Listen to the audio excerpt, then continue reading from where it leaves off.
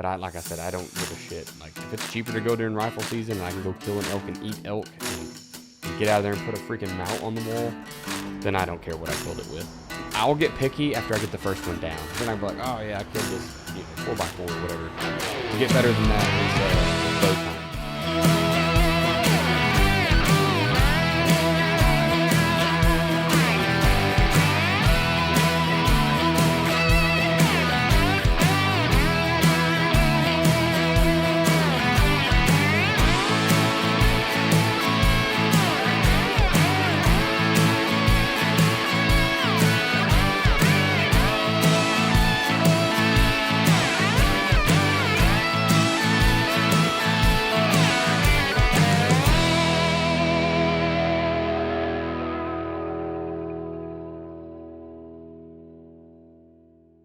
Welcome back, everybody. This is The Ultimate Hobbyist. I'm Daniel Chamberlain. Tonight, I have Brian Stewart back on with me. I'm going to quit introducing him like a guest because he's just another host at this point. Right? True, yeah. Yeah, I think this is going to be episode 6 we're recording, and he's been on half of them. So, you're a co-host. Congratulations. Fantastic. So tonight we wanted to, I say tonight because we're recording at night because we're grown people with grown jobs, and that's what we do. We are going to talk about hunting, and we're going to cover like a whole thing of hunting, all of our likes and dislikes of hunting, some early on stories, and kind of what our future plans are. None of this is going to be too specific. Our intent is for this series to move on to more specific hunts, and we can talk about deer camp that year or that weekend or whatever in future episodes. We're going to call this Beards, Bands, and Antlers, Oh My. I just think it's great. I don't think I've ever shot a turkey with a beard. I've never shot a duck with a band, and I've shot plenty of antlers. So I put the first two first, hoping they will come to us sooner. Because I need a banded duck, and I need a big old long beard on a turkey. So, Beards, Bands, and Antlers, Oh My, Season 1, Episode 1. So it'll be great. Let's just jump right in, Brian. So I'd like for you to just kind of tell us a couple stories. Like, when did you start hunting? How old were you? Like, what part of life? And then just tell us a couple stories about that you can remember. We can bounce stories back and forth. It doesn't have to be anything specific here. Okay. The first time I went hunting was at my uncle's new property that he bought. It's just north of Lake of the Ozarks. And I travel out there, and I had to pay out of state tag, which was $225. And I bought some camo at Cabela's, and it wasn't anywhere near enough, and it was 10 degrees, and it was raining and cold, and I froze my butt off the whole time and didn't see a deer the whole time. So I spent all the money to go to Missouri when I was broke, and I was a freaking kid waiting tables in college, right? And then wasted $225 on a tag, didn't see a deer the whole time. So my first impression of hunting was, this just sucks. So I had my AR there with some little cheap scope that probably I shouldn't have been hunting with. But after that, I really fell in love with the deer camp, is like what really made me keep coming back, because, Absolutely. You get up early, and then you got to walk into the stand when you can't see anything, and then you're cold if you don't have the right stuff. And then you sit there till 10 or 10:30, and that's normally how long we sit, and we all hop down and go eat lunch and go around, see if anybody got any deer. And then we're normally back in the stand by 1:30 or 2, and then hunt until it's dark. And then we go over to somebody's place. There's a cooler of beer. There's always some jerky or some snack sticks. Somebody's cooking, and there's always a fire. And that was what made me keep coming back. Deer camp is it's legendary. Like, I think what you're saying, like, it kept you coming back. I think that's what keeps most hunters coming back, unless they're the kind that just wake up at their own house every morning and drive to a deer stand and then kill a deer and then go home, whatever. But I long for our next deer camp. Eventually Sam and I will have to buy our own property, or maybe me and you go in on something or something, so that we can invite people properly, because I hunt on family land, and it's just not proper to invite a bunch of people out, right? Because it's not my land. So I'd love at some point to be able to invite people over for a proper deer camp, because man, they're a blast. That's what it's all about right there. Yep. And it becomes a tradition. Everybody starts planning and setting pictures of deer and stuff that you see on the property and all sorts of stuff like that. So, but I mean, that's probably what really made me come back. And then also the emptiness inside from being defeated so bad. Like I was so miserable the whole time and I didn't see a deer. Like I thought I was doing something wrong. You know, am I moving too much? Can they smell me? Like, what am I doing? But it's just, sometimes it's just like that. So it's funny because you said the getting defeated, right? And I think back Yeah. to our competitive shooting episode, and we were like, competition's what brought us back. Yeah. You're in competition It with a is. deer, like I'm gonna kill you. I will kill Yeah. you, deer. You will go down, right? You're not gonna skunk me forever. Yeah. So I mean, that's exactly what happened. But, my earliest recollection, um, well, I won't even go there yet. I started hunting when I was very, very early, probably like 7 to 9 years old, somewhere in there. I think I've said in a earlier episode of the podcast that my first hunting gun was a 7 millimeter mag, and that's what my dad got me. oh, Um, yeah. we didn't always do the most legal hunting. I won't give you too many specifics because I don't know what statute of limitations is on that crap, but Yeah. it's been almost 30 years. I'm sure it's passed. But so I had some pretty early on shots and stuff that were pretty awesome, and I'll talk about one later. But you talk about being cold, and I want to tell a story on myself that makes me sound like a buffoon. But I had to be like a whopping 9 or 10 years old. I'm trying to think about. I think I was 10, and it was very very frigid morning. We'd lived up here in northeast Oklahoma then as well. I lived with my dad, and he took me out on. We were on another family land, the woman he was married to at the time, and he put me sitting against it, like under a tree on a pond bank. It was basically like, we see tracks here all the time. We've seen deer here. This is long enough ago. There weren't deer cams and stuff. If they were way out of our league for No, pricing, right? Like, terrible. Yeah. yeah. Digital cameras back then. Camouflage was just whatever Walmart had and some whatever clothes you could put on, right? It wasn't today's hunting standards. Definitely not up to standard. I'm sure there's people out there still doing it like that, and it's not wrong by any means, but it's not the easiest. But I got so cold that morning, like my fingers were freezing, my toes were freezing, that, and I wouldn't even say this if I hadn't already told my dad because I eventually had to admit to my lie, but I got so cold I just wanted to go home, and I knew the fastest way to go home was to scare away whatever deer hadn't shown themselves anyway. And so I just aimed the gun at the opposite bank of the pond and pulled the trigger. And I just shot. And we didn't have cell phones, so then Dad ended his hunt to come check on me because I was a good shot. Like I didn't miss. If I pulled the trigger, something died. And he was like, "Where is it? Where is it?" And I was like, "Oh, I don't. It must have got away. I must have missed." And he's like, "It's 50 yards over there, maybe, right? Like it's right Yeah. there. How do you miss?" And I'm like, I don't know. I don't know if he had any idea at the time or not, but I was so cold I didn't care. I mean, I was, and I could have just told him that, like, "Hey, Dad, I'm cold. I walked back to the house," but instead I made up this extravagant lie because I was a whopping 10-year-old. You know what I mean? Mhm. So yeah, it's kids do dumb things, but I learned a lot from being a kid hunting, and that is my son is getting introduced very early, but I have zero expectations of him sitting still or, getting through the cold spells. Like I'm not taking him in morning hunts. He only hunts evenings. He's 3 right now, so Yeah. and I just Definitely. know it's usually like when the weather's not right anyway. I don't expect to see a deer. Then B goes with me, and we just enjoy father son time in a deer blind, where he can Right. move around a little bit anyway, right? Like it's a little Yeah. less You know, conspicuous. throw a little buddy heater in there, try and keep them warm. Well, I don't do that because it's usually pretty warm. It's a warm day that I would waste to take him anyway. Yeah, that's true. Yeah, that's something I haven't had the luxury of ever hunting either.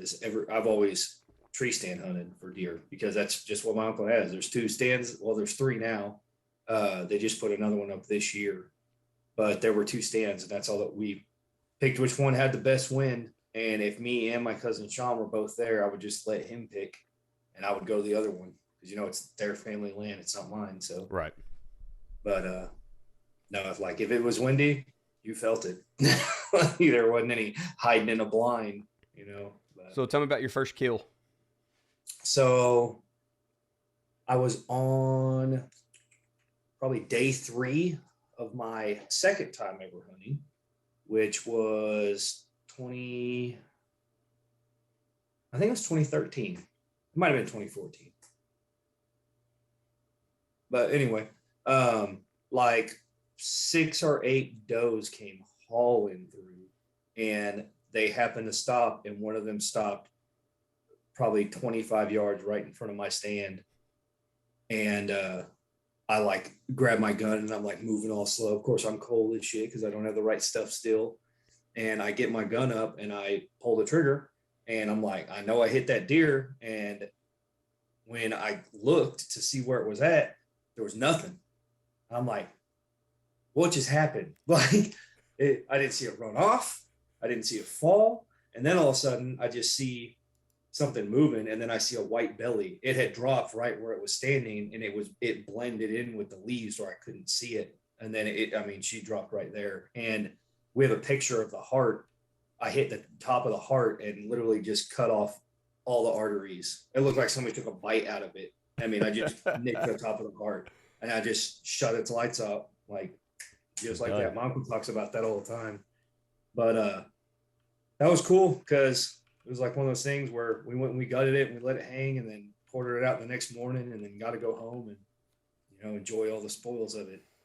Getting snack sticks made and sausage and jerky and making deer chili and all that good stuff. Yeah, man, there's nothing like your first kill in deer season, but I really liked it more when I get into the processing side, is when you get more experience. Like, what do we actually eat around here?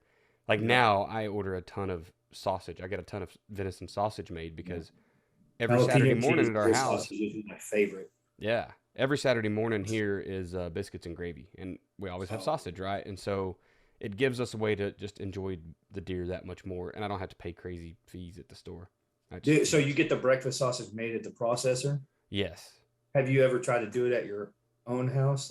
No, we need to get into that though, because my processor now went to all maple breakfast sausage. Like, it's a maple blend, and it is not good in biscuits and gravy. We still eat it because for 2 years now that's been the case. Last year I thought I just messed up. I thought, I selected the wrong mix, and I took my first one in this past season, and they were like, oh no, we just make one kind now. I was like, oh, that's not good. So I'll tell another funny story, and this is the first story that I can remember of me hunting ever. Once again, I was with my dad. My dad's the one that took me hunting all the time. So we were hunting public land. Back then we didn't have a lease. We didn't have anything, right? Everyone was doing what they could to get by. Hunting was a bonus. I mean, we killed deer for food. Like, it was legit what we needed to do. And so I can remember he taking me out, and no camouflage at the time. I was in a flannel jacket that was his. He might have been in Walmart camo. I don't know. But point is, I'm wearing this super large jacket, and we go out and sit under a tree on public land because he had me, so he didn't have time to go scout this public land like I would do today, right? I'm doing a map scout, like a recon with a map, and then I'm going to go get feet in there in August and then figure out where I want to be. But no, it couldn't happen. So we just walk in, we sit down under a tree, and I don't know how long we were there. And my dad's going to hear that. He watches all these YouTube videos, so he's going to be cracking up at this. But I'm so young, I don't remember how long we were there. It could have been 2 minutes, it could have been 2 hours, but somewhere in there. And he's just told me, you have to be quiet. The same stuff I tell Beckett all the time. Like, hey man, I tell him when we shut off the engine of the truck, it's whisper time, and we only whisper. And he's 3 and he gets it. So why I didn't get it as a however old, I don't know. I might have been 5, 6, 7. My kid's smarter than me. That's the point here. Anyway, sitting under a tree, and Dad's telling me we got to be quiet, we got to be still. The deer won't come if there's movement or noise. And I was like, okay. And he always tells me, and I'm gonna show it in the camera because it's funny, but I'm wearing these extra long sleeves, and he said I would just get them spinning, and I would just sit there spinning. And he always talks about it being like a little twin engine because I'd had both propellers going. Yeah. And I just laugh at that because, like, I see it in Beckett too, right? We're sitting in the stand, and he's all good. But now I have iPad. I can hand him an iPad. He's good for an hour, right? Give him my phone to look at, or he can get up and just look for deer sometime. But that's in a freaking blind, out on the ground under a tree. Like, all movement's lethal for your hunting day. And here I am, a freaking twin engine airplane. So that's the earliest memory I have of hunting, period. And it may be after some of my other ones in my brain, though. It's the earliest. So your first buck, you recently got it, right? Like, pretty this year. Yeah. And how old are you now? You're still a baby. 30. Ooh, 29. Yeah, I turned 34 this year, so I get it. So first buck. So walk me through that, because I got the text and I know how cool the day was, but I want Yeah. everybody else to know how cool that day was. So it's opening morning. I walk to the stand, and it is. I normally get to the stand about 30 minutes before what shooting light is, so an hour before sunrise. Right. And I walk in, and it was maybe, I don't even know if it was 10 minutes after it was legal shooting light. And I hear something rustling around, and where that stand is, there's a part that's probably 40 yards where you can't see over the edge of the creek bed. And they run up the creek bed from the bottom of it, coming out from to the right, and they come out up top over on the other side. Well, I heard that, and I didn't see anything. So now, after all these years of buying stuff, I've tried the grunt calls and the rattling, and well, the bleat can. This was the second year I've used a bleat can to call in a deer and killed it. And that buck was, I mean, I was watching his tail go away, and I grunted at him, and he didn't do anything. And it was completely dead calm too. And I think that's the only reason why I was able to hear that bleat can. But I turned over that bleat can, and that dude parked up and turned right around and beeline to me. And it was through a bunch of brush where, like, I don't have any shot or anything like that. And he walked almost to the exact same spot where I shot my first doe. And I did the exact same thing with this buck. I shot this buck. He took off, and he probably mounted 3 times, and he balled up because the only piece of his heart that we could find was probably this big, and it was the very tip of the heart. So I disintegrated. You did the reverse thing. This time you left the tip.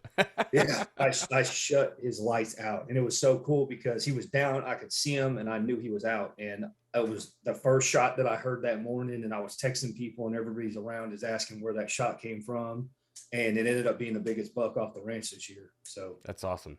Out of, I don't know, there's probably 15 other families up there that we know. So talking calls, and we'll get back into stories and stuff, and we'll talk gear later. But the thing I've been most successful with is the snort wheeze, and it's not. I'm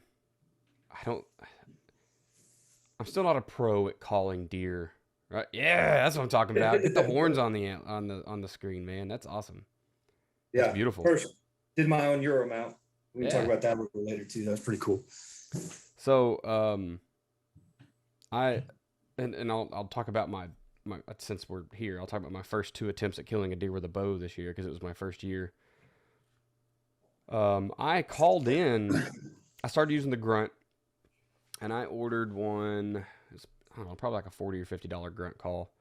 And I know there's some cheaper ones, there's some more expensive ones, but I don't even remember what brand it is. But it has a snort wheeze built in, and then I think mine is a Trophy Ridge. Okay, maybe it might be what it is, but the tube all separates, and like you can get to everything in it. I don't like that one adjusted. It was just a buck grunt, trophy buck or something, and then the snort wheeze. And then I carried a doe can, and I've had 0 luck with that thing, period. Like, I'm going to buy the extended one next year because it's a little louder and a little longer call. And then if that doesn't work, they're going to quit getting my money. But the grunt call, I've called in some babies. I have a spike. So I record all year long now. I feed all year, and I take pictures all year. So I'm tracking deer from when their antlers start budding in to the time that they've shucked all their velvet and they're ready to kill, which makes it very hard to hunt because no longer is it a surprise who comes around the corner, unless it is like a legit, I've never seen that deer before. But now there's like 3 bucks that I'm going to kill, and the rest of them I know I'm not. No matter what season I see them in, I'm not killing these certain deer. But I called in a spike, I called in a 4-point, and they kind of ran together most of the year. I've got quite a bit of video and pictures of them running together. Some of it I took by hand on my phone. I called in a nice 6 and then a baby 8. So I've called in quite a few bucks with just a grunt. But what I found to be more successful was that snort wheeze. And so the first time I had a chance at the monster on our freaking family land was this year. Had the bow, snort wheezed him in. Well, he came out with a doe, and he was probably about 300, 350 yards. I set my stand up into like a T. So I set at the junction of the T, and then I can see east and west, and then south. The north side is the neighbor's land. We can't shoot across the fence, so I just put my back against the fence, and no, I can't shoot that way. I'll just try to call them over. But to my west, buck and doe show up. And he's obviously chasing, and it's, it's supposed to be during the rut. And we had a weird rut in Oklahoma this year that it kind of trickled. It was like a trickle rut situation. Yeah. But he's following her, and she starts going the wrong way. And I threw that snort wheeze down, and he stopped in his tracks. And I probably had to hit it like 6 times. And he finally started coming. I had a decoy out. I was ready for him. And this is the most embarrassing part of my life right now. But him and the doe both got within 100 yards. And I was like, okay, cool. So I kind of got ready to shoot. I was like, I'm brand new. I want to shoot under 30 yards. That would be my best. He sees the decoy. He's kind of approaching him all weird, checking him out. And at one point, he just goes broadside. And Hunter Daniel, who only shoots rifles, is like, I'm about to murk this clown. And so I pull up my bow. I pull up my rangefinder. He's at 68. And I was like, okay. So I set my bow to like 55. And I've got the fast eddy of the hog. Okay, yeah. Spot hog. I had that Spot one hog fast eddy, right? So I've got the single pin with double point. So it's considered a double pin, I guess. And so I set it, I think the bottom one was at 55 and the other one was at 63. They're about 8 yards difference or something. I was like, okay. And I just drew back just to see if I could. Like, I'm kind of testing my own, like, noise and movement and stuff. Yeah. And I draw a bead on him, and I couldn't tell myself no. And I was like, don't do it. Don't do it. I got it. And I let the arrow go. And he had already stepped anyway. As soon as I hit the button, and he stepped back toward the doe. And then when he heard the string on the bow, they were gone, and I was so angry with myself.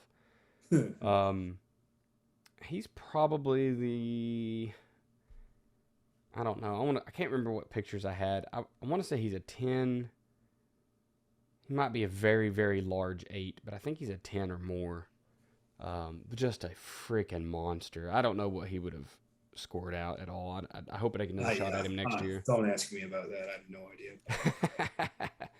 idea. Anyway, so I tried to shoot a buck at 68 yards. Don't do that if you've never killed a deer with a bow.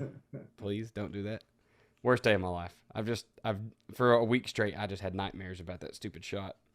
Which is funny because you told me, I think the weekend before, where I had drill and I talked to you and you're like, oh yeah, you're gonna see that monster and you're gonna freaking miss. And I was like, no, I'm not. No, dude. Buck fever shaking. Yes, it got me. And not the shaking. I was pretty steady, but just the willingness to pull the shot is not good. Yeah. I mean, man, it's just different. I don't know how big. Were you hunting out of a blind there too? Yeah, I was hunting out of my blind. So by the way, like, here's tonight's beverage. Oh, can we see it? Woodford Reserve Double Oaked. I got into Buffalo Trace in this weekend, and I think this is better. Unless Buffalo Trace wants to sponsor me, and then they are definitely... Buffalo Trace is like way cheaper than that, isn't it? It's the standard. Oh, they're about the same price. Are they? Yeah, Buffalo Trace is the new standard in bourbon, though. Yeah. Anyway, we have about 1,000 stories, and we can tell a few more here and then move on. If you have another deer story or any hunting story. Well, I mean, yeah, there's a bunch. There's nothing really interesting. Yeah, I got you. I've sat probably 15 times with my bow since I started bow hunting 3 years ago, and I've seen one spike. And I was on public land, and I was sitting inside of a circle of cedar trees, and I had a little shooting lane out into a small opening, like it was maybe 60 yards across the thing, and it was probably 30 yards wide. And I was right by one of those big power lines, and the deer were cruising up and down those power lines. I had done a bunch of scouting. I saw a bunch of sign, tracks and stuff like that. Well, that spike took about one step too far from where I could see him. So I got up, I'm just sitting on a little folding chair, and I drew back and I tried to step out. And as soon as I got to where I could see like his ribs, he turned and looked at me and just, I never really even got a look. And those little spikes and forks and stuff, like I play with them because I know I'm not going to shoot them. And I would have. Some hunters don't want deer in their area, and I don't fully understand it. But like people who trophy buck hunt, I've read and heard and talked to guys, and they're like, "Oh yeah, I don't want a little fork around, so I'll spook them off." To not really spook them off, but I just want them to go right. So I may just be a little noisier just to get them like, I'm not comfortable. And I'm the opposite. Like I put a decoy out almost every hunt now, mainly because Mhm. I paid the money for the stupid thing, so I'm going to use it. Um, but like I feel like a live decoy is even better, right? I mean, unless a doe, she smells you or something, Yeah. if a deer blows you, like you're done anyway, or for an hour or whatever. But Yeah. I just like live decoys, so I'll kind of like I'll record them, I'll watch them, but I'll start grunting at them little baby ones and just see what they'll do because it's so much fun to just watch them freak out and they have to look around, right? So it's pretty good. Um, yeah, so we'll move on and we'll talk about. I'd like to talk about everything you're hunting now. What all seasons do you hunt, and then kind of talk about your weapons that you're using during those hunts. Okay. Right now, I only deer hunt. I've never got into any kind of bird hunting or anything like that. My uncle and my dad went quail hunting a few times when I was younger, but never duck hunters. They did turkey hunting a little bit before I was born and stuff, but my dad was not really a big hunter. Um, I started bow hunting. Um, Really, it was kind of on a whim. I was like, man, like I want a bow. Like I want to hunt more, and I want to hunt. I wanted to hunt public land here, and I Right. don't like the idea of rifle hunting on public land. So that kind of pushed me towards the bow, and then I fell in love with it because whenever we started getting into shooting competitions and stuff, like where I hunt, the further shot is really probably 75 yards because we're in like thick trees and stuff. So it's kind of lost its luster because I know if I see a deer and I want to shoot it, like I'm not going to miss. Right. So it's like, it's really just if a deer steps out. So it kind of lost its luster. And like I said, I go for the meat and for deer camp at this point. But bow hunting, on the other hand, like I love everything about it. I love having to tune the bow. I love building arrows and messing with freaking head weight and all sorts of different spines and all that stuff like that. And I like fletching my own arrows and tuning the rest to get everything perfect for your broadheads and stuff. And I just like all that stuff. And then shooting a bow is so much harder. And you can also do it in your backyard. That's Right. something that's big too. Like for me to have a challenging shot, like I have to drive an hour to a freaking range that is more than 100 yards, and be able to shoot something. But with a Well, bow, and you it's also like, live in town, so just shooting a. You're talking about rifle shooting. yeah, Yeah, you can't. I mean, that's hard to do in town, right? If you can even yeah. do it at I all. mean, there's ranges, but there's one range that I'm a member at, and it has a 100-yard indoor range, which is awesome. I do all my load development and stuff there. But like I mean, rifle hunting's kind of lost its luster, but it produces more for me. So I mean, I'll agree that it is not boring. It's just, man, it's so condensed. What we get 2 weeks of rifle season? yeah. Like you dream about the hunt for 50 weeks, and then you get 2 weeks to do it. And we Yeah. have jobs and crap, right? Like Yeah, I'm, and it I, also I coach opens like football and I'm a 8 weeks teacher. after right after bow season does. Yeah, Like, so people have had at least a shot at getting the monster. Now, and I mean, we have black powder in there as well, or muzzle loader, whatever you want to call it. So there's plenty of chances that if you'll just have every instrument, you can go out and kill deer. But so can the other guy. It's just weird. And I know it's set up for a reason because if it was more than 2 weeks, we'd probably decimate our herds. But yeah. anyway, yeah. So you're just deer hunting, and you said, what is your bow? What bow do you use? It's a Hoyt RX3 Ultra. It's one of the carbon bow from 3 years ago now. I think they're on the 7 or something like that, but they skipped some numbers. Right. Is Like that they went. like a competition bow, or is it supposed to be a hunting bow? No, it's a hunting bow. It's the longer axle to axle carbon hunting bow. Gotcha. So it's a 34 axle to axle because I actually bought a Matthews Verdicts brand new. And I told them I was a 30-inch draw. And they were like, well, they draw a little long. So we're going to put you shorter. And they put me at 29 because they didn't have 29.5-inch mods. And they were like, we can always come back and lengthen it for you if you want to. And I was like, okay. Well, I went back to get it lengthened, and then I couldn't move my peep high enough with the little speed knocks that are on the string. Right. So I'm like, okay, I'm not even gonna mess with this. Like, I love this bow. And then I went and I shot a RX3 and the Hoyt grip. I had a Hoyt Defiant Turbo And I shot that really well, but it was really aggressive, real hard on the shoulder. You had to really pin it back against the wall. And as soon as, like, if you let go at all, it try to take off on you. So, but I liked the grip and it just felt more stable than the Matthews did. I hated the Matthews grip. So I ended up selling that. I traded it for an RX1 and I shot it a couple of times and I hated it. Like it's so much more hand shock and it was so loud in comparison. And I was like, all right, well, I'm going to see if I can sell it. And I went and shot the RX3 and I shot whatever the aluminum bow was. And I was like, all right, I want an RX3 Ultra. So I started looking online and I got a used one for the same price that I sold my RX1 for. Nice. So It's always good to one for one it. That's yeah, I've done that. And then, I've messed with a bunch of different rests. I had the QAD Integrate, which I actually really liked because it's got the micro adjust clicks and that was nice, but it's all plastic and that kind of freaked me out. I was afraid I was going to break it or something. So I now have a Hamsky.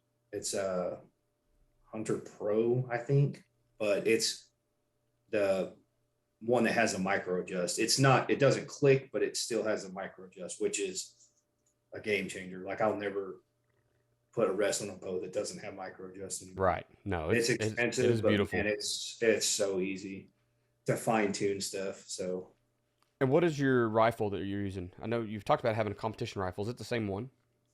So I shot my 308 for a long time. I actually shot it when it was set up as a competition rig. I had my big Razor Gen 2, which is a horrible idea. Do not do that because you have to zoom out far enough to where you can see so you're not at freaking 20 power because I'm only shooting 75 yards, right? Like I'm like, okay, I see brown. I don't know if it's an ass cheek or if it's a freaking front shoulder, So you have to zoom it out far enough. And the only way that you could see it, because the reticle's so fine, because it's a competition gun and it goes Right. to 27 power, was to have it illuminated as bright as it would go all the time.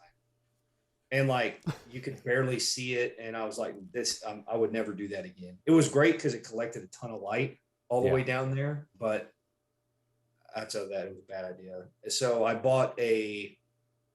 also like added some weight to the stock to make it more stable when I'm shooting and stuff like that. And it made it miserable to carry because it's got a freaking 3-pound scope on it. And then I filled it with epoxy and BBs and now it weighs like 15 pounds. And it was terrible to freaking climb up in the deer stand with. So I bought a Savage Axis 2, I think is what it is. No, it's an XP, Savage Axis XP. And it was one of the things, it was like a combo that you got from Cabela's and they had a good rebate. I paid like $275 for it or something like that. I remember you showing it. This was what, last year or 2 years ago? It was like Black Friday last year, right? Yeah. That Black Friday special they put out. No, it was 2 years ago because I remember getting it after deer season. I had to wait a whole year to use it. But it came with a little Weaver scope on it and it was actually really clear, surprisingly, but it's not sealed. Like it's not gas purged or anything like that. So I was worried about it getting moisture in there and fogging up or something. So I've kind of been on an Athlon kick the last 2 years and I've been trying quite a few of their products. And I bought that Athlon. I can't remember. It's not the Aries. Anyway, it's one of their cheaper scopes. It was like $300, I think, with the military. I bought two of those as well. Yeah. But that scope will do almost anything. It doesn't have the clearest glass. It's got a pretty thick reticle, which is great for hunting because I'm able to dial it down low enough and I can still see the reticle no problem. When you dial it up all the way to full power, it gets real blocky and it's kind of hard to see. But you're not going to really shoot competition on that anyway. But it was lighter. It still had a 50 millimeter objective. It was 30 millimeter tube. Is it illuminated? Yeah, illuminated. I thought it was. I haven't shot mine a lot. It's on my 308 AR-10, so I haven't shot it very much. But. Yeah, and it's got the zero stops in it. So if you're walking through and you bump your zero, you can just turn it back and it's where it's at. Right. So and that was a big thing to me. And that's not 308, right? No, that was a 6.5 Creedmoor. Yeah. That was kind of one of the things too. I really wanted a 6.5 Creedmoor because I mean they say they kick less, but I'll be honest, I don't notice much of a difference. It could just be because the 308 is a lot heavier, but and that gun is like it's a hunting gun. I But definitely can tell the difference in a it like, because like I said, I have an AR-10 and then I have my Tika T3X and 6.5. My AR-10's in 308, and it whips the shit out yeah, of me. dude, I remember shooting that thing. That thing kicked my ass too. But I don't know. I don't even know if I'm really saying the recoil because I'm not in the shoulder as much. I think it just jumps more. Yeah. Like, when I shoot off of a rest, it seems to come up because, like I said, it's so light. But I mean, neither of them are bad. You can shoot them all day and you're not gonna have a sore shoulder. But Right. yeah, I know. I found out real quick how spoiled I was with that Tika because I hated the action. It's so long and it's sloppy and it's gritty, but it Yeah, shoots it's tight, accurate, which right? is all that mattered. So Yeah. that If you Tika can get is just around like, in it, it shoots good. dude, that Tika is just freaking glass. It's so So easy to nice. freaking run the bolt on that thing. It's so smooth. I'm so spoiled. But So I've hunted deer basically my whole life. Like I talked about going out with dad and stuff, and I took a pretty long break in there. I can't remember at what point I stopped hunting with dad, and then I didn't have anywhere to go, and I didn't have friends who hunted, and so I guess realistically, I kind of just got back into it after I married Samantha, or maybe I was dating her. I can't remember, and her parents let me hunt on their land, which was awesome. Um, I've always liked to muzzle load as well. Muzzle load hunting is I'm very successful at it. I don't know that it's my favorite, but I'm pretty good at it for some reason. I just have had until this year. I've had great success. This year I shot a monster buck and couldn't find him, and my brother-in-law found him chewed up about 2 to 3 weeks later. I think he just was gut shot, and it just took him a long time to die. oh yeah, the And coyotes got to him. either he was still fighting it off, and the coyotes got him down because he was injured, or he just fell over and died, and then stuff cleaned him up. But um, I'll post some pictures of that when I put this on Twitter and stuff. Anyway, you'll be able to see it. So it was pretty terrible to shoot an animal and then not be able to find it. Number one, I just thought I'd missed, but I knew I didn't miss. I heard the smack. You can hear the smack, especially those big 50 caliber bullets. Yeah. We just couldn't find any blood. Zero blood whatsoever. So it's just one of those things. Anyway, so rifle hunting. I don't know how many deer I've killed. Probably 20 or 30 or something. Maybe more. Um, we eat deer meat year round, so I shoot as many as I can legally shoot, and then I send my wife out with a gun and make her shoot as many as she can legally shoot, and and we fill the freezer, right? Yep. Um, bow hunting to me is brand new this year or this past season, and it was kind of like what you said. I don't know that it was as much as I wanted to get out and hunt with a bow. I just wanted to be in the woods more and have more chances to take more deer, right? No. Because Oklahoma limits are like $2 and 4 does throughout all the seasons. Yep. But in rifle, you can kill 1 buck and 2 does or 3 does, depending on which zone you're in. The zone I'm in now, we can actually take 3, or we could this year. We could take 3. I think my dad's zone was just 2. And so, I just wanted that extra buck and 2 doe tags to be able to feel if I didn't catch one of them in muzzleloader, because you can take, I think it's 1 and 1 in muzzleloader. Mm-hmm. And so I got the Hoyt Venom 30, and I think it was pretty new last year. It may have been a year old. That was their flagship aluminum bow last Yeah, year. and man, I love that bow. A lot of people say like shoot all of them and find the one you love, and I picked it up and I shot it, and I was like, nope, I don't have to touch anymore. This is the Yeah. one. And I don't. I talked myself out of the Hoyt because I had a hard on for a Matthews, and it And you was, still ended up with a Hoyt. yeah. I ended up going back because that's the thing too. When you're shooting them in the shop, most of the time they just have a rest on them and a D loop, so there's no sight, and you're not really being able to tell how stable it is in your hand. But the draw cycle, that the Hoyt was actually smoother. Yeah. But the shot and how quiet the Matthews was and the lack of vibration is what sold that bow to me, and I loved it. But then I got to shooting, and I was like, man, I feel like I'm all over the place with it. And like I have really high expectations of myself too. So like when you have a bad day and then like stuff, It's got to be the equipment stuff until like I know it's money. Yeah. And I mean, probably hundreds of hours tuning bows over the last 3 years and shooting and messing with stuff. And it never fails. Like you'll get it right, and then you'll go out there one day and you'll be holding it a little bit different, and you won't realize it. You'll be shooting, you're like, what the hell? Did something move? And you check everything, and then a lot of times you'll move it because you thought it got bumped, and then you That's end up really off, realizing right? that you were just torquing the bow, and then you have to put it back, and then you're retuning it again. Like, ugh. Yeah. So I did research online first, and so I found prices. Excuse me, I got to sneeze.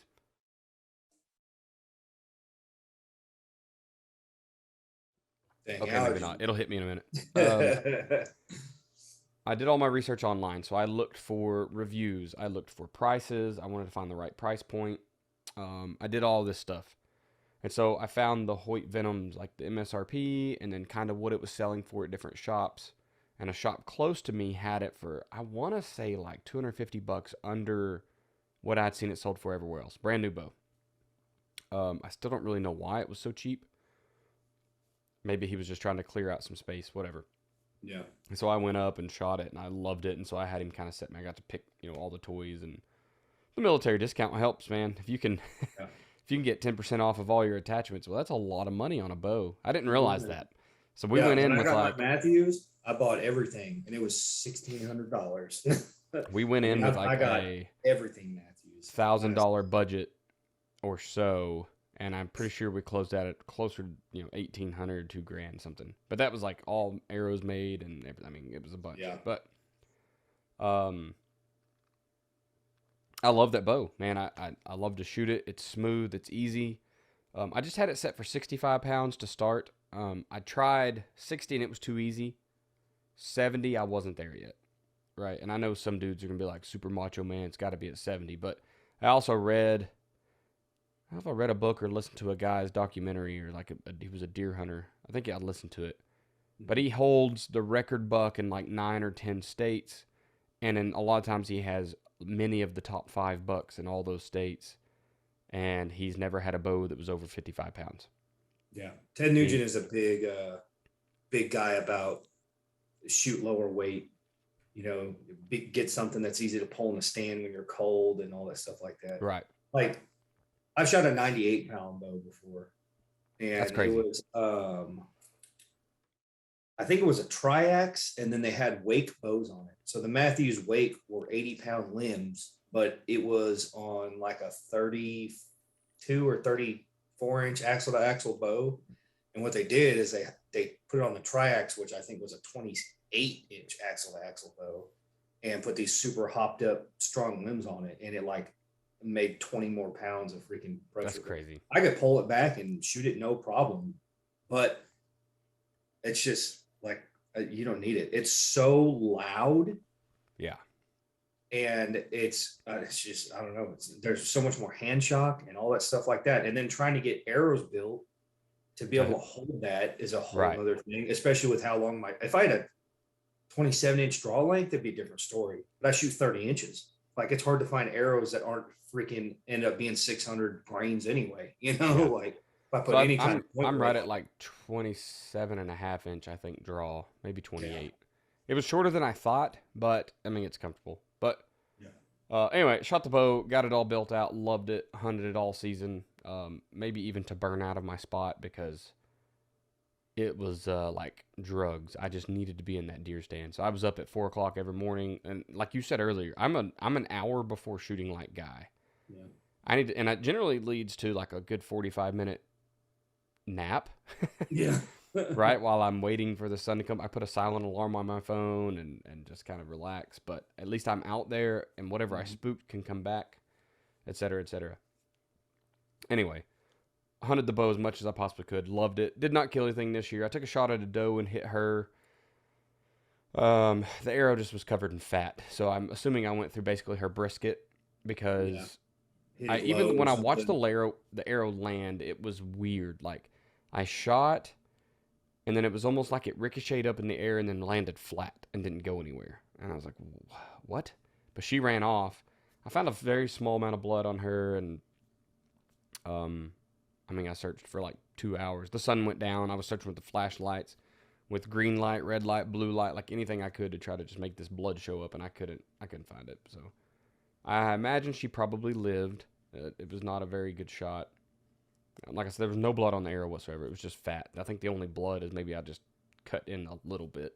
So, love the bow. We'll continue hunting. My muzzle loader, I actually got for Christmas this year, and it's a Thompson Center breakover, and it's the greatest invention in muzzle loading history is the breakover because, when it's inline and you have to you got to take it all apart to clean it, and it's just a pain in the rear. And now I can break it over, pull the cap, swab it, and it's good to go, right? Like it's so much better. 203 primers are kind of a pain to find right now. I luckily ran into 1,000 2 months ago or something. I picked them up, and then I hunt with my Tika T3X 6.5 Creedmoor. I just leave the HST on it. That's what I shot competition. It's a great hunting scope.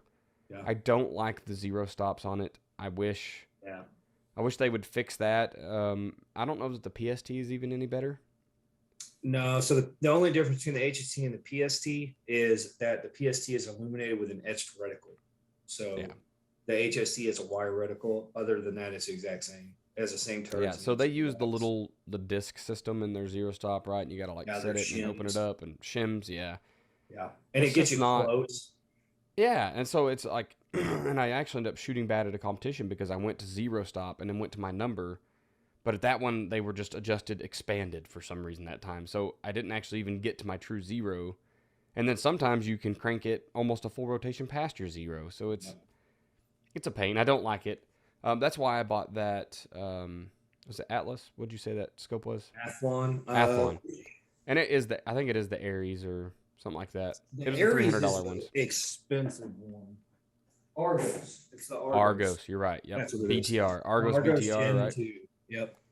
And the zero stop on it's nice. I can't deal with the lack of clarity in the glass, so it'll go on I shoot once a year or once every 5 years gun, and that'll be what it is. But it was what I expected it to be. I knew what I was going into. For a $300 scope, it's great, but you can't compare it to. And it's only that cheap for us because of military, right? It's really like a $650 scope or some stupid crap. I think it's like $400. Is it? Yeah, they're pretty expensive. I wouldn't have been happy if I had paid full price. Yeah, but no, I mean I like it. I think it's really good for ARs, stuff like that. Right. 223s, because once you get past that 18 power, it's real cloudy. So in college, I got into duck hunting, and I'd never duck hunted before in my life. I ended up I rented a house with a guy that his parents had his mom. She had quite a bit of land, and they had a nice duck pond on there. So they had a huge tin horn. It's probably like a 6-foot tin horn. It was just a piece of one that got left behind from some, county management job or whatever. And so we just flipped that bad beast on its side and buried one side in a little bit, and that became our duck hunting blind. We threw some camo over the top. We could just toss it back and blast birds. And I absolutely fell in love. Yeah. Because in deer hunting, you're setting still, you're being quiet, you're freezing to death. Well, when you go duck hunting, everything, you have to get in the water anyway. So everything's waterproof, everything's over-insulated. You just naturally wear warmer stuff. But then also, you're kind of bullshit with the guy next to you. You're talking until birds come in, and then, okay, we all hush, we start wailing on our calls. And you're under camouflage, under a camo net, generally in some type of a blind. So you can move around. We drink beer at 5:30 in the morning or whatever, right? Because we were college kids. So we're out there trying to kill a 30-pack or something as a group while we're hunting birds. So it's just amazing. Success rate, you're killing more than one animal. So, you could kill, we tagged out many, many mornings. I quit doing that for several years after I got out of college, whatever time that was. I think it was my second college trip. But I've recently got back into it. So last year I bought a Beretta A400 Extreme Plus. And I believe on our intro to this whole podcast, I called it a Beretta A-Max. I don't know why I called it that. Don't hate me, okay? An A400 Extreme Plus. And I've always wanted the Super Black Eagle 2, but when I started once again doing my research and looking at reviews, the Black Eagle 2 and 3 were still just having some issues. And so I went with the Beretta. It had very, very clean reviews, and I love the gun. It kicks the shit out of me. I don't remember the excuse me, the Super Black Eagle 2 hurting or kicking at all. Dude, I'm Um, so spoiled by guns. And then I shoot a yes, 12 gauge. I'm like, wow, that sucked. yes, Like shooting a yes. slug out of a 12 gauge was like, I went out to okay. Dad's last year over in the western part of Oklahoma, and we bird hunted one morning, and I was like, I'm done with this. I mean, full decoys floating, shooting birds as they came in. Had to chase some across it. It's like a lake that's maybe a foot and a half deep or something. It's just very flat and very shallow, but the birds still come. And Lord have mercy, dude. I was absolutely smoked when I got back from that hunt. It's hilarious because I remember being like 13, 14 years old and we'd shoot 100 shells. You know, we'd go to Walmart and go shoot skeet and trash. Well, them And target shells are a we, little easier than them, 3 inch or 3.5 we inch. weren't buying I mean, it's bird shot. We Yeah. couldn't afford the target stuff, you know. Yeah.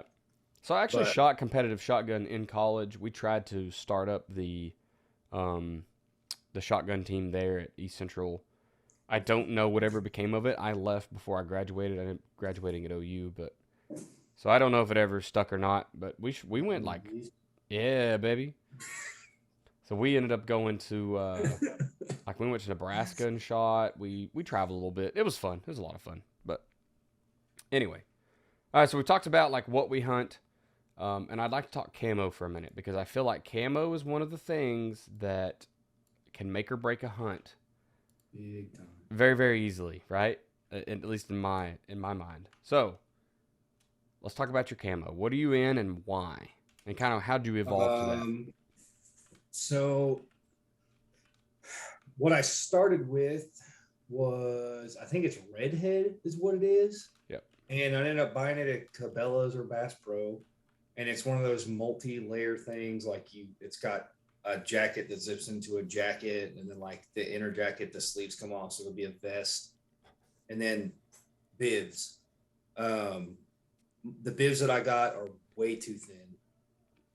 Like they're not windproof or anything like that. So they're like puffy and they look like they'd be super warm. They're not that warm. The Right. jacket is good. Like the jacket I was happy with.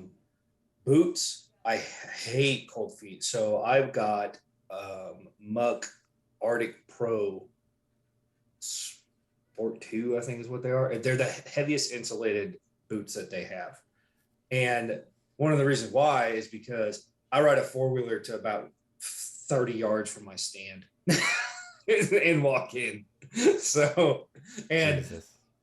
the reason why like I do it and I could walk up the hill and it's I don't know maybe an eighth of a mile, but it's uphill the whole way and from the cabin. It's not that far, but this year was the second year that I drove it and killed a buck or killed a deer within 45 minutes of getting off a four-wheeler. You told me So, I'll let you go and talk about your camo, but if I remember correctly, you even said that like it's basically a four-wheeler park around there, right? Like there are four-wheelers going everywhere. I yeah. remember this year you were like a four-wheeler just went by, and 10 minutes later you're like buck down, right? I mean, Yeah. it was very fast. Yep. Yeah. So there were somebody driving around in like a side by side on the other side of that creek. That creek is a property line. And then on the other side, you can see it. And there was somebody driving around. But anyway, back to camo. My buddy Dylan that I went to basic training with, he was trying to get me into elk hunting. And I was like really big into like buying all this stuff. Every month I was spending, a couple $100 buying an item. And this stuff is like super high end, lightweight, special treated down so it doesn't absorb water and all sorts of stuff like that. And This is your it was redhead stuff? no. This Kuyu. Oh yeah. Okay, This is so this is all this the is stuff that you lightweight, got into later. the elk hunting stuff. Kuyu. Yeah. So the redhead stuff is what I started with, and then I was wearing actually military winter boots. Not warm enough. Don't do it. And I had the big jacket and I had real light pants. Like they were hunting pants that you would probably wear to go out in like 60-degree weather. And it was 10 degrees and misting. Right. So I don't know how that happens, but it did. So I ended up layering those camel pants with my bibs because they weren't warm enough. And then like I use like our waffle bottoms, our polypros from the military that we have. They're like Yeah. super thick They long always stay in johns. the bag. You may never need them, but when you do. Well, that like I've kind of replaced some of that stuff that I use with the Kuiu stuff because the insulated pants that I have or the thermals that I wear underneath them. Well, now they're called 3/4 length, and they go to the top of your boot, and then they have zips all the way up the legs, so you can drop your pants without taking your boots off, and then take your bottom layer out as it gets warmer. Right. So if you're walking around and it's cold as crap in the morning, then the sun comes out and it warms up 15 degrees.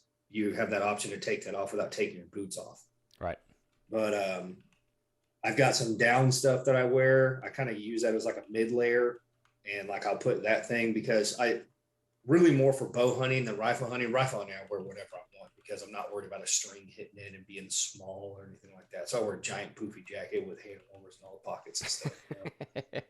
But bow hunting, I have it's basically a Kuiu layer system at this point. I have a katana jacket,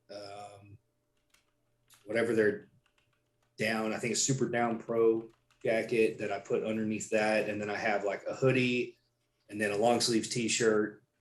And that's normally what I wear. And I like that system because I can hunt from 80 degrees to 30 degrees. And it's the same thing. And I have a big pack. It's like a 5,200 cubic inch pack, I think is what it is.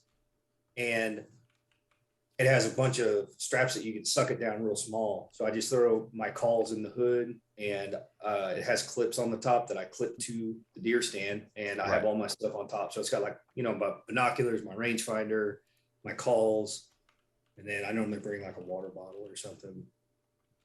But I don't really think camo really has a whole lot to do with, hunting in a deer stand, like actually camouflaging you. Like I think not moving is way more important. Like what you're talking about, flannel jacket, like Fred Bear killed how many hundreds of animals wearing flannel, Yeah. Like, Jeans and like a red the flannel top, godfather of right? archery, and I think it's more about like trying to get the right stuff for what you're doing and staying warm, being windproof when you need to, being waterproof when you need To keep you in the stand, right? You're like, yes, once you're exactly. there Because, and you're yeah, already in the spot, you might as well stay there as long as when you're possible. warm, you'll sit for 3 times as long as you will when it's cold. Yep. You get out there and by 8 o'clock, the sun's coming up, but it's windy and you're like, all right, I want to get out. My hands are cold. My feet are freezing. I'm shivering. But if you're out there and you're like, oh man, my face is cold, let me put my hood up, and then you're good. Like Yep. it's a totally different experience.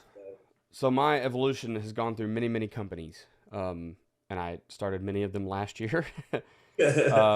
I started in Walmart camo, like I said earlier. So what Dad started in, that's basically the same stuff I had. As I grew up, I had the freaking overalls that weren't thick. We essentially hunted jeans and jean type overalls, right? Like that was what you wore hunting. You might put sweatpants on underneath, and then up top it was just layers upon layers, like this keep your torso warm. Mm-hmm. And then not an army, a Walmart jacket of some type. Still nothing wrong with that system if that's what keeps you in the stand. Yeah. After I joined the military and started hunting, I essentially just wore my army uniform out there. I take my name tapes off because I don't know, it's part of the system, right? Like you get free camo and it works. It works pretty good. We get the underlying systems, we get the layers. Like you talked about the polypros, we have the thins, the thicks, the ninja suit, you could even wear the Michelin Man or the Marshmallow Man. Those of you all in the military, you know what we're talking about right now. Big poofy jacket, the big old poofy set, right? And there was a top and bottom. I still wore my army boots until this last year. Well, actually about 2 or 3 years ago, I guess. I essentially wore everything but my hat, and then I would just put something warm on my head. Yeah. 3 years ago, I decided that I was going to get better boots. And so I ordered Mucks, and mine weren't the Arctic Pro or whatever. They were a pretty thick insulation, and I justified it because I was working in construction at the time. I was a safety man for an electric company, so I was out walking all the time. Anyway, it was freezing cold out there. I needed good boots to wear. But what I found was I ordered these Mucks, and Mucks only come in full sizes. Yeah. And one of my feet is smaller than the other by, like I wear, it's kind of almost embarrassing, but I wear like an 8 and then like a 7.5. And so I could either find a pair of boots that was too tight on one foot or too loose on the other.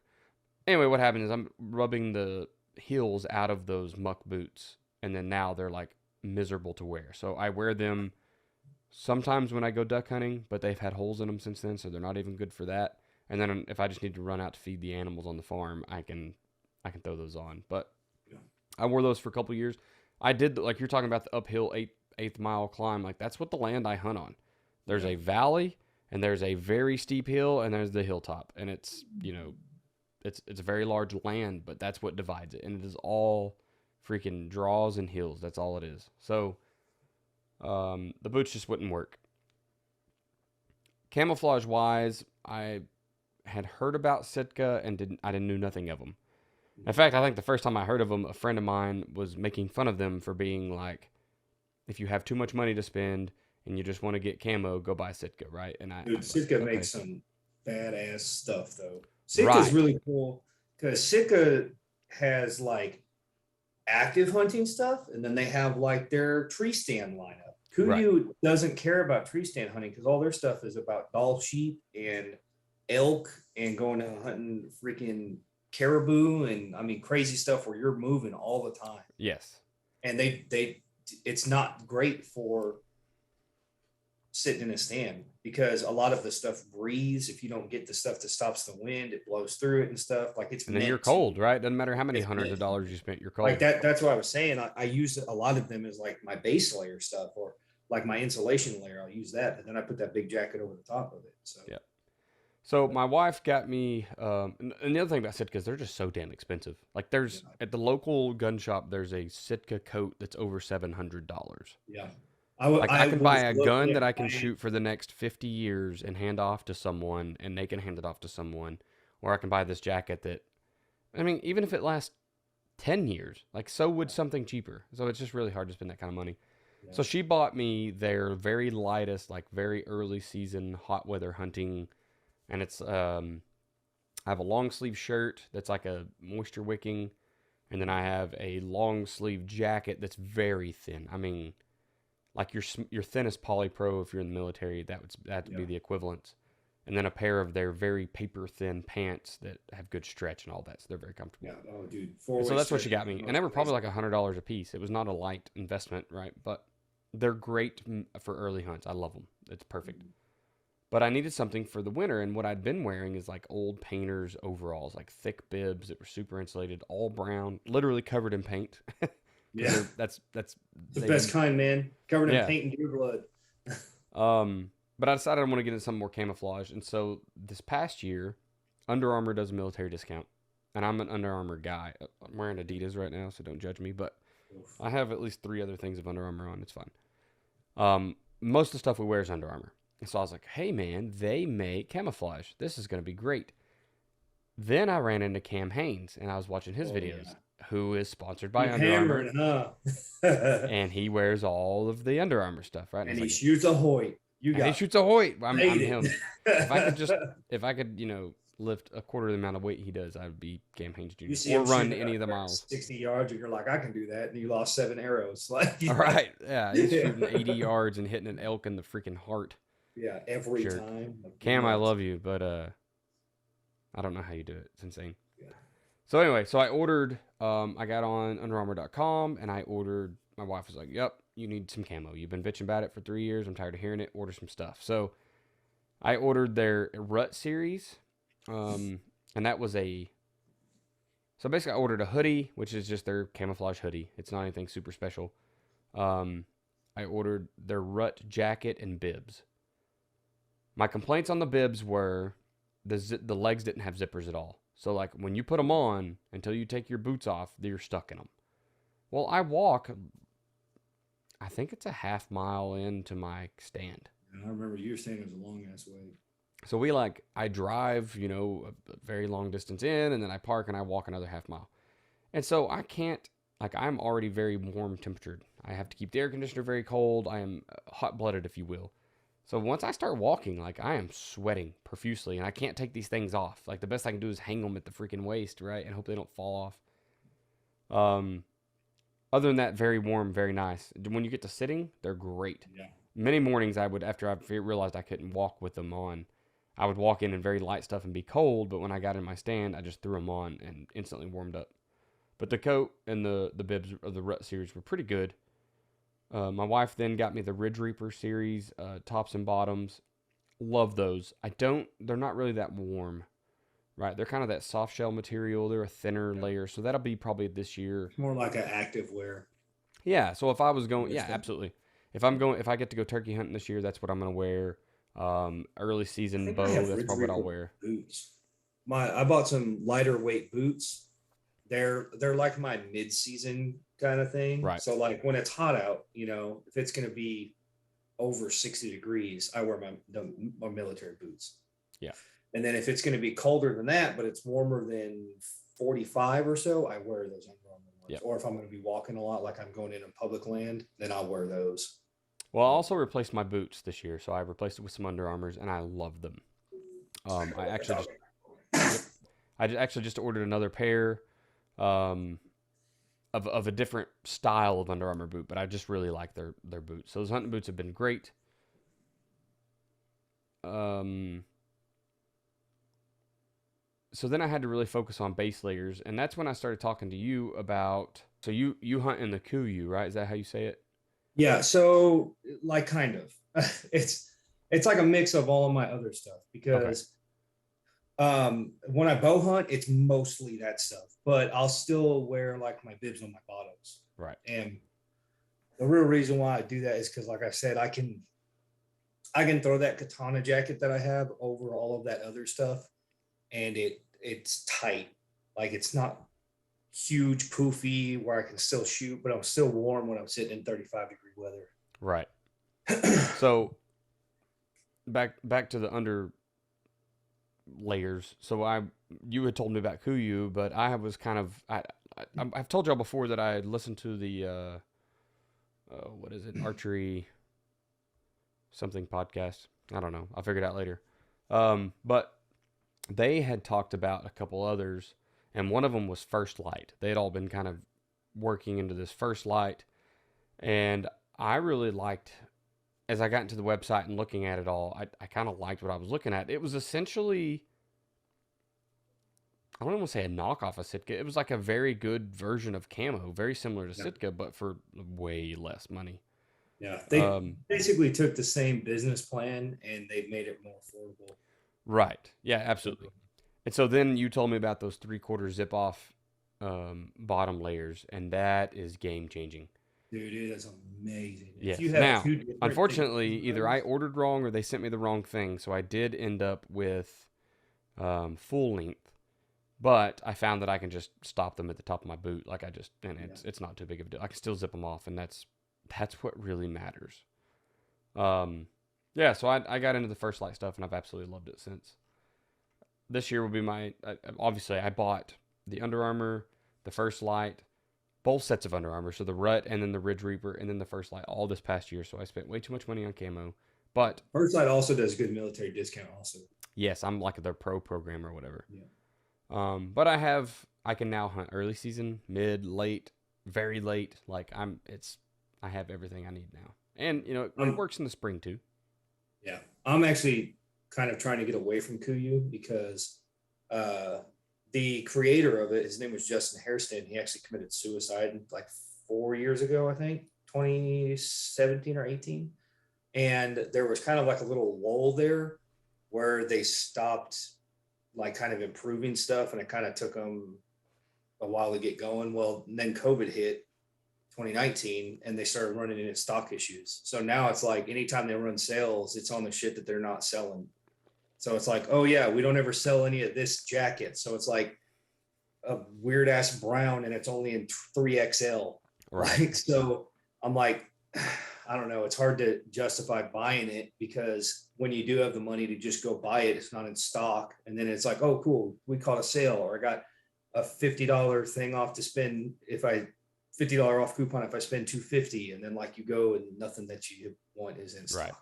Or if they do have it, it's not your size, or it's your size but it's the wrong camo. Like, I don't know. I'm one of those guys that like stuff to match, Yep, me too. And that's probably the bane of all human being males, because I have to look the same from head to toe. Because I mean, how Yeah. many headpieces do you own? Like now, I hunt in a brown Carhartt like toboggan, but Yeah. I have the camouflage Under Armour face wrap, right, and then I Yeah. have I think it's First Light. I can't remember which, like, almost like the wool hat, right? It Yeah. has the ears that flop down. Like I have those, but they're camouflage and they have to match what I'm So wearing that day, or I feel like a I doofus in have a tree. I call them ninja mask because it's just like it's the full hood and then it has a mask that you can pull up, but I don't like it because it fogs up my glasses. So I normally don't wear that, but I love it because you can tuck it down into your collar and then you don't get like the wind down your back and stuff Right. like that. And that is a huge difference. And I wear that pretty much all the time. Even when I bow hunt, it doesn't it's wide enough on my face where it doesn't mess with, the string Where points you're and putting stuff your like string. that. Or yeah. So, we've talked for a long time, which is fun. I've had a blast. Yeah, I know. So we're gonna move on real quick, and then we'll shoot through this as fast as we can. But just future plans for hunting. So I wanna hear your future plans for hunting. I definitely want to go elk hunting. I like to me, I would much prefer to go bow hunting because I feel like that would be much more fulfilling to me.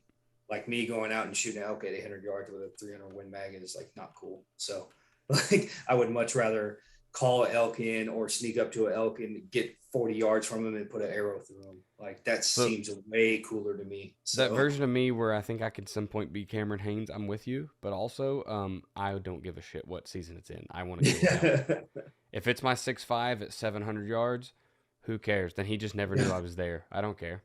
As long as he's dead and I it's can take that meat I home. just don't like it as much. I don't know. Like the rifle thing. It just lost its luster as much. So like the After I whole, kill the first one, then maybe I'll worry about what instrument I used, like or the yeah. mechanism of death. But And that's the thing too. Like elk at 80 yards, I'm gonna take that shot. Elks are huge. All right. right, Like it's a little I would. different. Well, probably not this year. Last year when I was shooting a whole lot, they shut one of our little ranges down. They had a range that they used to take the Boy Scouts and Girl Scouts out to.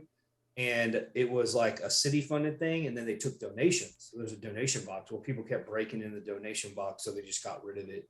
People So hurting that people, sucked because they stingy. had huge targets all the way from 10 yards every 10 yards out to 80. And then there was a spot where you could shoot across the range to another range that they had that was 100 yards. And it was one of those big targets. And then they had a 15-foot platform, and there were 5 targets over there from 10 to 50 every 10 yards. Hmm. So there was like a platform that you could shoot from that was way high, like you're shooting from a deer stand to see where your arrows hit shooting down. And you could shoot anywhere to 100 yards. And it was awesome because I got to where I was shooting, 8-inch groups at 80 yards consistently. Right. When I was throwing a group, like a 4-inch group of 5 arrows at 80 yards, like I got pictures of it on my phone, and it's like, how far was that? That was 80 yards. You're like, no way. And you shoot it, like a piece of orange tape or something. It's normally what I'm aiming at. But like when I was shooting that much, I was going 3 times a week probably. I shoot at work all the time too. I bring my bow up to work, and we have 2 breaks. And I was trying to get my boss to bring his up there, but he ended up never doing it. But I would shoot every day for 2 15-minute things, and just building up your shoulder and That's a lot of consistency. that's a lot of shooting though. I mean, 15 Yeah. minutes is several.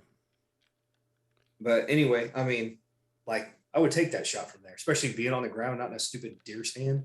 Like Yep. first a deer, I'm like, I don't know if I'd shoot it at 45 from a stand.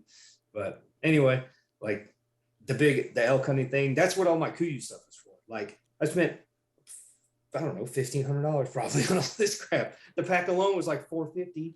And I then I got that Super Down Pro jacket that was like $400. Like I legitimately started buying my Under Armour stuff in the same color that Cam Haynes wears because it was like that elk hunting Rocky Mountain brown, and then Ridge I Reaper bought Desert or whatever the heck it I is. bought the gloves and a face mask, and then as I went to buy the rest of the stuff, I was like, this is dumb. Like it might be 10 years before I get to go elk hunting. Like I'm just gonna buy it so I can use it now, and I I'm put in for quickly. draws every year. So Lawton has them. Oh, I heard They it. actually I'll they tell had you a when we get done raffle out recording. there. I don't tell everybody else, but I figured out a way we can hunt like every day basically Yeah. for elk. All right. So besides elk hunting, what are the rest of your future plans for hunting?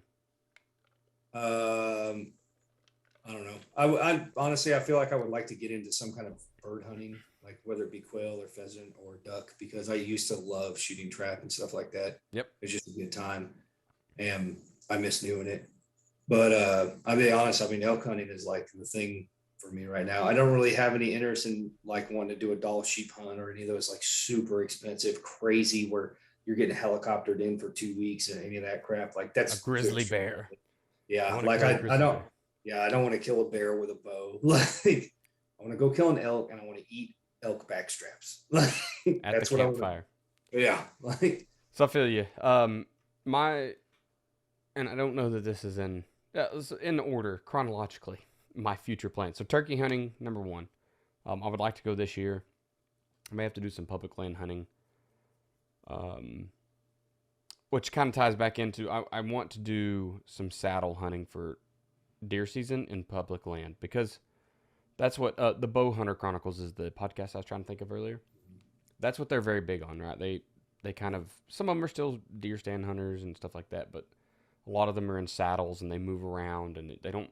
yeah, You don't spend all your energy all year long and money putting out corn to draw a deer to one place. Like you go yeah. find the deer, you do your map Scouting. recon, and then you get your Yeah. boots on ground and you find it, and then you go to where you think the deer are going to be. It just makes you a better hunter, I think, overall. Mhm. One podcast I listened to, a guy said that every time I step foot into a stand, I'm already thinking about the next stand. Like, where's my next spot going to be? Because you have to move that quick when you're doing the public land hunts.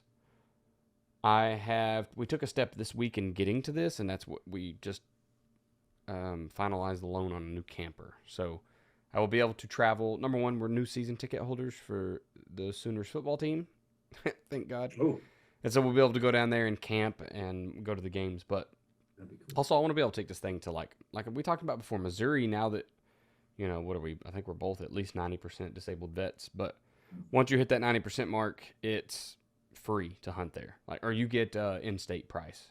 Yeah. So I think once you hit 60 is when it happens. Because when I was 70%, I got it. And Yeah. you go from paying $225 for a buck tag to paying, I think it was 17.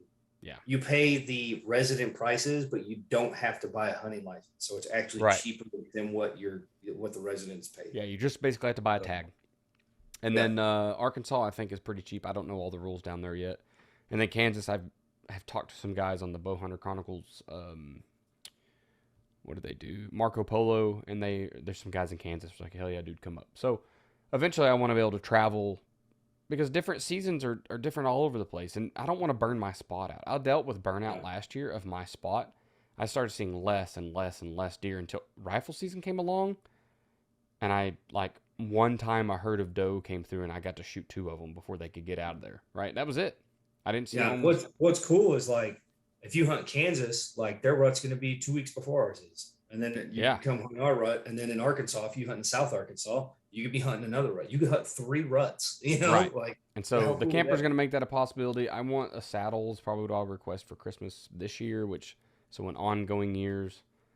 Yeah. Saddles are cool. They're good for public land. Climbers. Yeah, because you can just throw it up and I go. almost bought a climber, but then I realized that you can't trim branches on public land. So that completely, you end up looking for a tree to put the thing in and be able to actually climb it. Instead of a location, right? Yeah, and then finding your spot and be able to hunt that. So with a saddle, you can still climb up the tree. And there's still some people that hunt like a carry-in true stand, and then they just, will put in the little buzz-in pegs or whatever and get up to where they want and put the stand in. But I just think the saddle is the way. I don't know. I see so many things on Oklahoma Archery about people stealing shit. So, well, that would just be like you take it down when you leave, right? Like you don't leave it up there. Yeah. It's a carry-in. It's just like the saddle, but it's a true deer stand. Yeah. So turkey hunting and then public land hunts will be the next one. Like I said, we're taking steps there with the camper, getting a saddle set up, but then elk hunt in the Rockies. And I don't even care where. I can go to the south side and go to New Mexico. I can hunt Colorado. I can go further north. Montana. I don't care. Yeah. I want to go shoot an elk in a mountain scenario, wherever that happens to be. The issue is just money. Like, if you get a guide, which I think my first 2 years I would get a guide. I would 100% go on a guide hunt. To figure out, I don't hunt elk. I hunt deer. I could guide myself fairly well with deer.